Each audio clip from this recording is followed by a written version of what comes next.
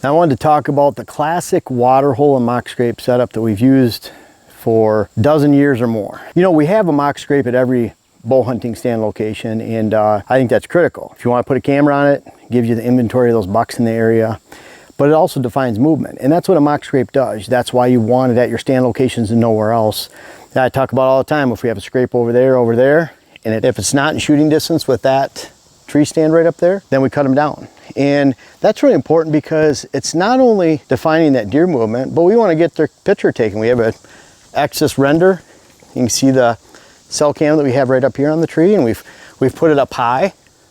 We even put it back off to the side a little bit so it's more in profile in line with the trunk of the tree. So it really doesn't stick out, and that's critical. But this is the perfect location. We don't have any water for a long ways. In fact, it's about 500 yards and 250 to 300 feet in elevation all the way down the stream over here. We had an old water hole over here. That water hole was in the wrong spot, so we removed it this year. Just broke out the back, let the water flow. And just because it's a really cool water hole and it holds water doesn't mean it's a good water hole. In fact, it was taken from this stand location. Also, we had a mock scrape over here. There's an intersection of trails right here, and so we wanted that mock scrape to go right here. The same reason we're putting a stand right here is the same reason we'd put a mock scrape right there. So everything comes together in this location. Also, because it's dry and because we don't have another water hole for several hundred yards that way and several hundred yards that way, then it's right within that window of where we can take advantage of a water hole to define movement when bucks are cruising. You know, deer don't hit this water hole that much in the off season.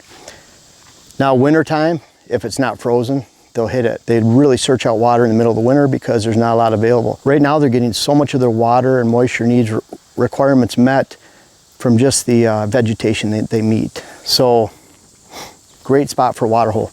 And you see, we just got done filling it. A lot of people ask where I get this tank or where I got it. I got it about 15 years ago. A buddy of mine, Ross in Michigan, he had one hooked up or lined up for me. It was 45 bucks. I have a 3-foot piece of PVC that we just put a 3-inch fitting on so that we can attach it to this right here and it shoots the water out. Somewhere on the property is that 3-foot piece of PVC. We haven't found it yet, so we've been standing back here and making sure that we dump enough water into it. So we filled this, we made the mock scrape, and I want you to see how pretty this water hole is right here. You know, this is, I have oats as a cover crop, and then I have a grass seed and clover mix, which is a shady trail mix. Not meant to be a food plot, it's meant to hold soil. Most of all, there's not gonna be mud around here during the hunting season. This will fill in, it'll be grass, we'll actually mow it like almost like a yard. And what's nice about that is it doesn't allow the midge to propagate for EHD that lives in mud, dry and receding mud at the end of the summertime, typical with most non-tank water holes. So the tank water hole is very, very safe, and that's one reason we like it. But at the same time, we can just back in here and fill it up. This happens to be a 110-gallon tank from TSC. And what's nice about this tank is it's about 20 inches high, the 110-gallon model. Now, there's a 100-gallon Rubbermaid model, but imagine that it's 10 gallons less, but it's 4 inches higher. So that overall surface is a lot smaller. Makes it deeper, it'll evaporate a little bit less, but at the same time, it's hard for deer to get in. Now you'll notice we have a wide berth around here for deer to play around, not only hit the water hole, but hit this mock scrape. We have a main trail that crosses right here, and then we have another one that goes right out to the field up there. Now the field up there, we've added about 1.5 acres of switchgrass. Why that's important is last year was just wide open. So a deer back here, when the corn was down, could see out there 100 yards. That's not a good thing. They don't feel, especially mature buck, real comfortable walking next to a field edge like that during the middle of the day. Add the switchgrass. Now the switchgrass is 5 feet high out there at least, maybe 6. It's higher than us when we're driving by in the Ranger. So it's grown in really well.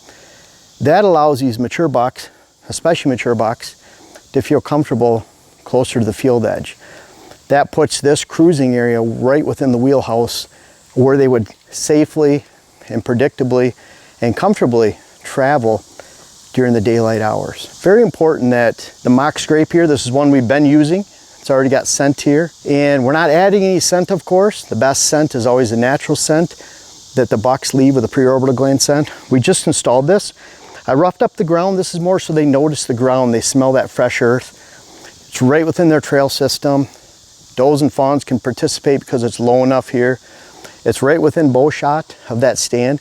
People ask how many mock scrapes should you have? You should have one for every bow stand. No more, no less. It highly defines movement. Again, the same reason you're putting a mock scrape here should be the same reason you put a stand here. There shouldn't be a good spot for a mock scrape for daylight movement that you don't have a bow hunting stand on. Always have the ability to put a camera on it too. We have the cell camera right over here. We might put an HT video camera over here or on the same tree. We like to hide them a little bit better though. The bottom line is we'll be able to watch this from home, see how it develops, and I can't wait to start getting pictures. Mock scrapes, well, we'll put one of those at every stand location. Water holes on a couple hundred acres, you might have 5 or 6 at the most. On 40 acres, you might have 3 or 4 if you have major elevation changes, meaning you could have some at a lower level, some at a higher level, and that would represent different cruising elevations for deer. And then lastly, with this entire setup, the camera, water holes, perfect combination. We always have a water hole with the mock scrape because again, we have mock scrapes at every stand location. This is an awesome stand right here.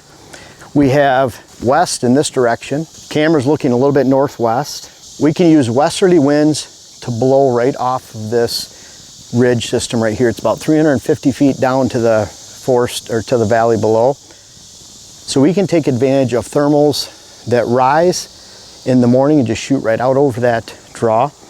The ridge point actually goes down this way and it goes down on the other side. So we're going to be able to use about 180 degrees of wind here in the morning because we can take advantage of using the thermals to just blow right off this point.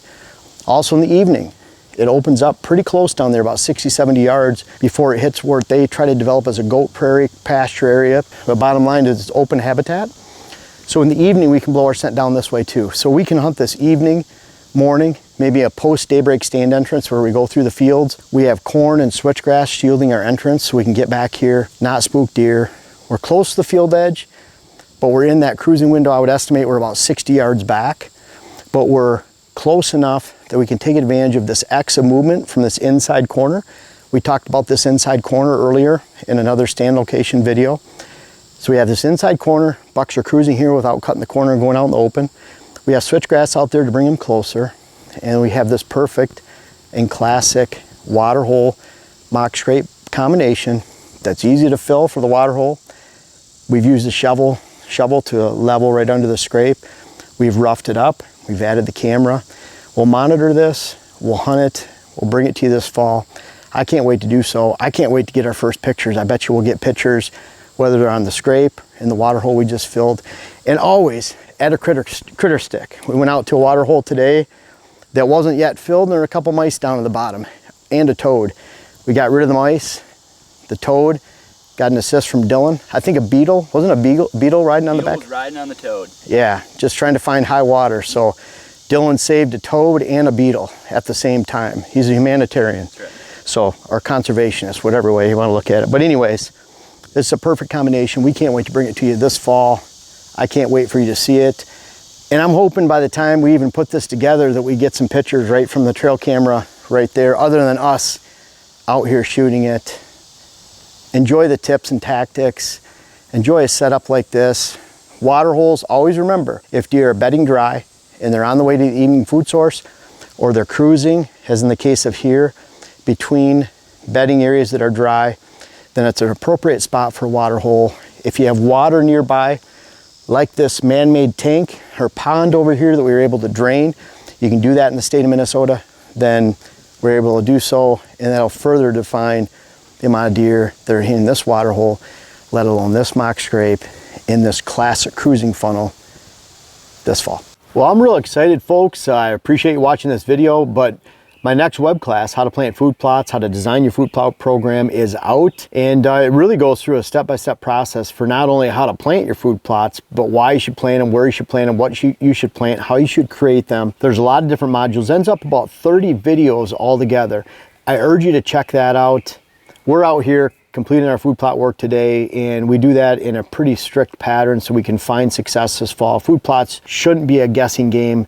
Take the guesswork out of food plots and food plots planting, and check out the web classes. I have my How to Design Your Whitetail Property, the food plots for the next web class in the series, and I hope you enjoy it. I hope you check it out, and let me know what you think if you end up purchasing that, and I think you'd be well pleased that you did.